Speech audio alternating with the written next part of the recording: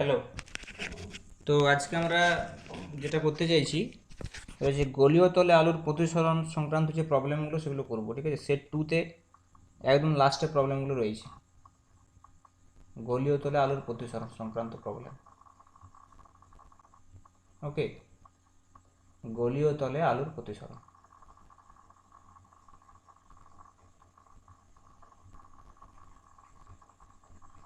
গলীয় তলে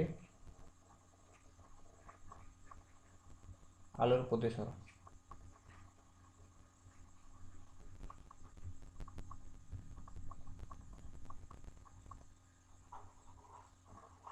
আলুর প্রতিসরণ। ওকে, সরি।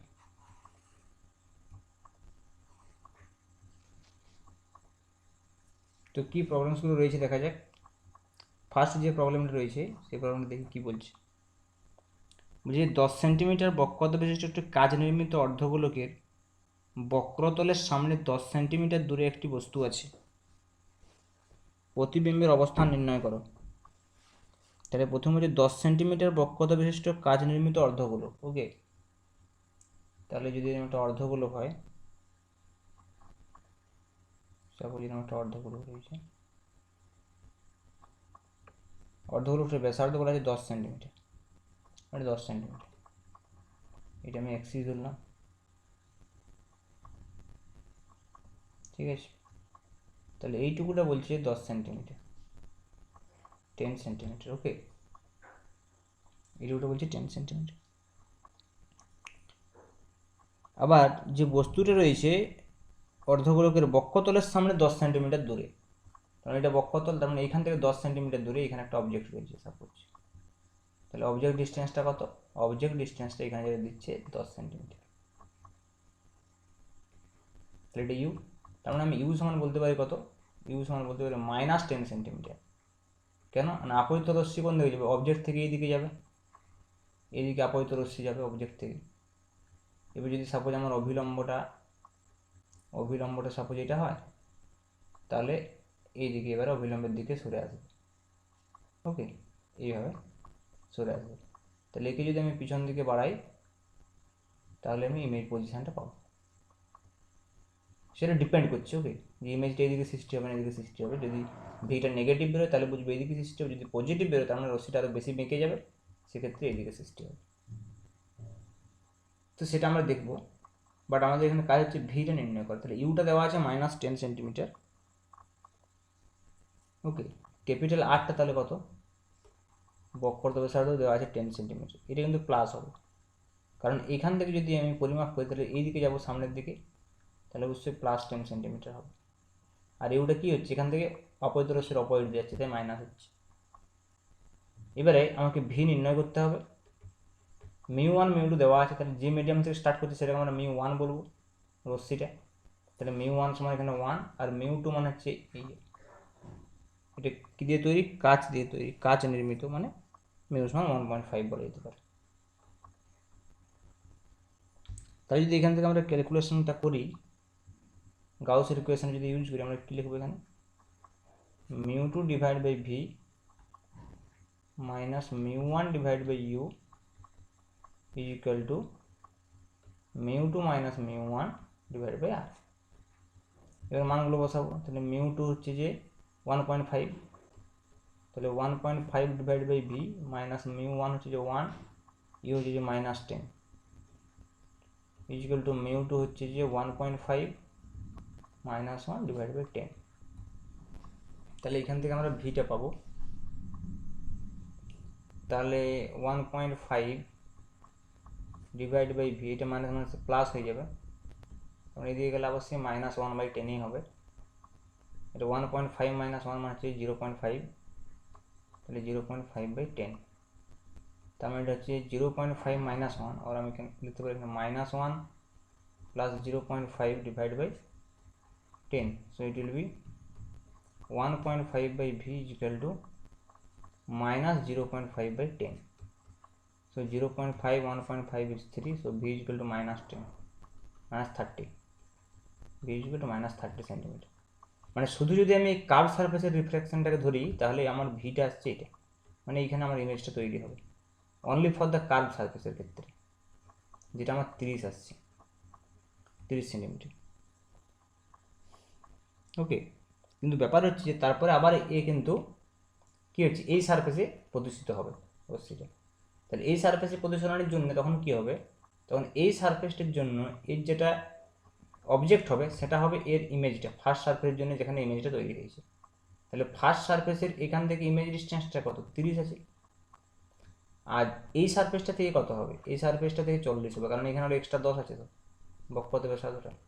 তার মানে যখন আমি সমতল সারফেসটার কথা বলছি, তাহলে সেই সমতল সারফেসটার জন্য আমার অবজেক্টটা হচ্ছে -40 দূরে, -40 centimetre, u equal to second বেলায় -40 সেন্টিমিটার।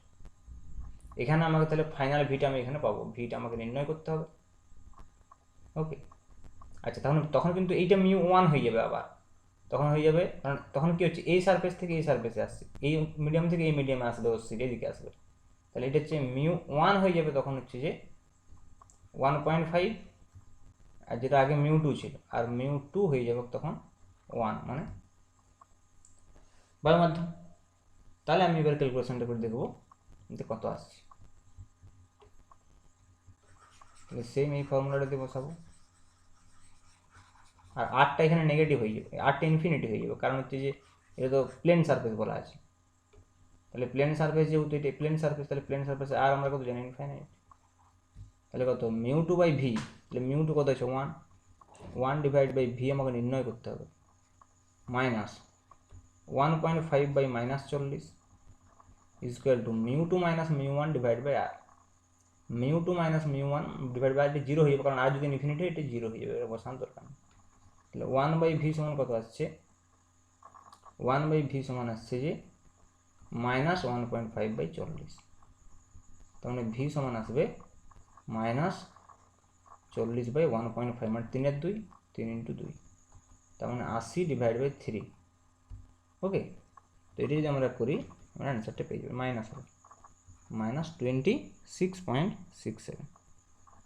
ওকে, 26.67।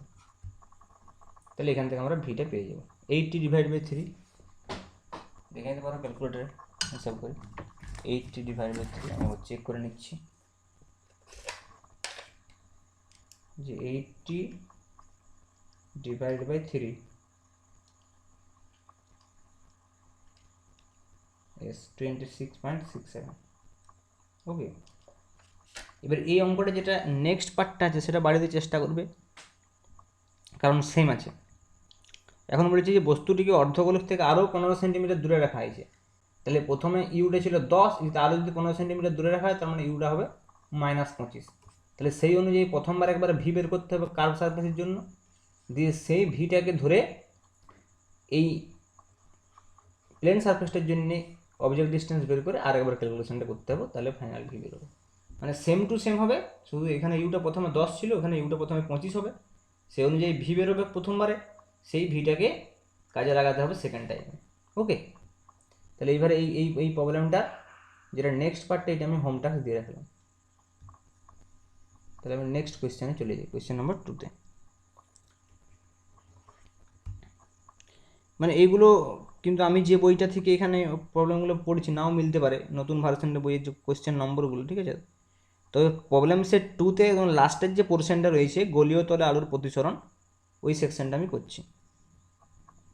ওকে, তাহলে নেক্সট কোয়েশ্চেনটা দেখা যাক কী বলছে। কাচ নির্মিত অর্ধগোলকের মধ্যে সমতল পৃষ্ঠ থেকে 3 সেন্টিমিটার ভিতরে উলম্ব ব্যাসার্ধের উপর একটি কৃত্রিম ফুল আছে। বক্ষতলের দিক থেকে খাড়াভাবে দেখলে ফুলটির অবস্থান নির্ণয় করো। দেওয়া আছে অর্ধগোলকের ব্যাসার্ধ 10 সেন্টিমিটার এবং কাচের প্রতিসরাঙ্ক 1.5। ওকে, কাচ নির্মিত অর্ধগোলকের মধ্যে সমতল পৃষ্ঠ থেকে 3 সেন্টিমিটার ভিতরে কাচ নির্মিত অর্ধগোলক, তাহলে এটা একটা অর্ধগোলক, ঠিক আছে। এটা সমতল পৃষ্ঠ থেকে 3 সেন্টিমিটার ভিতরে, মানে এরকম জায়গায় অবজেক্টটা রয়েছে, যেটা হচ্ছে একটা কৃত্রিম ফুল। বক্ষতলের দিক থেকে খাড়াভাবে দেখলে ফুলটির অবস্থান, কিন্তু আমরা দেখবো এই দিক থেকে। এই দিক থেকে অ্যাকচুয়ালি আছে কত 7 সেন্টিমিটার দূরত্বে। ওকে 7 সেন্টিমিটার দূরত্বে আছে, 7 সেন্টিমিটার। তাহলে আমরা এই দিক থেকে দেখছি, এইটা আমি ধরে নিচ্ছি এক্সিসটা।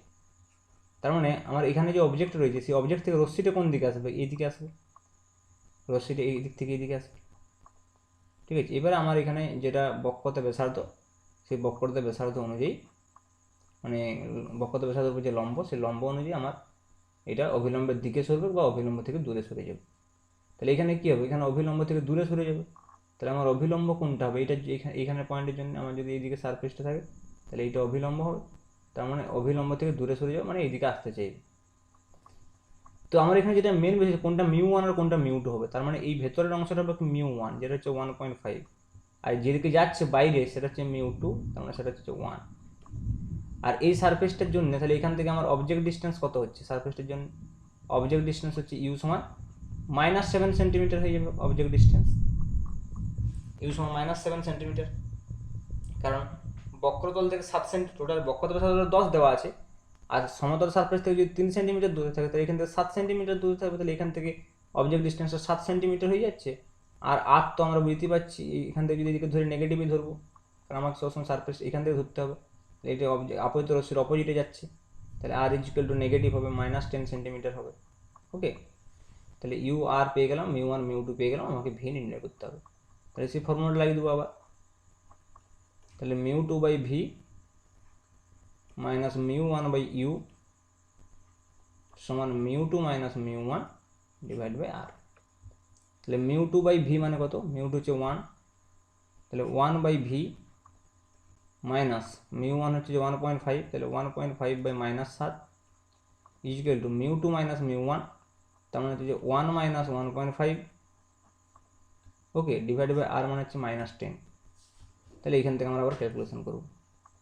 ক্যালকুলেশন করলে কী পাবো, 1/v ইকুয়াল টু যেটা পাবো 1.5/7, ওকে, এটা দিয়ে গেলে মাইনাস হয়ে যাবে, মাইনাস মানে প্লাস হচ্ছে, দিয়ে গেলে মাইনাস হয়ে যাবে। এটা 1 মাইনাস 1.5 মানে হচ্ছে যে -0.5, তাহলে -0.5 আর নিচে -10 আছে, তার মানে 0.5/10 হয়ে যাবে। ওকে, তাহলে দেখে নিচ্ছি।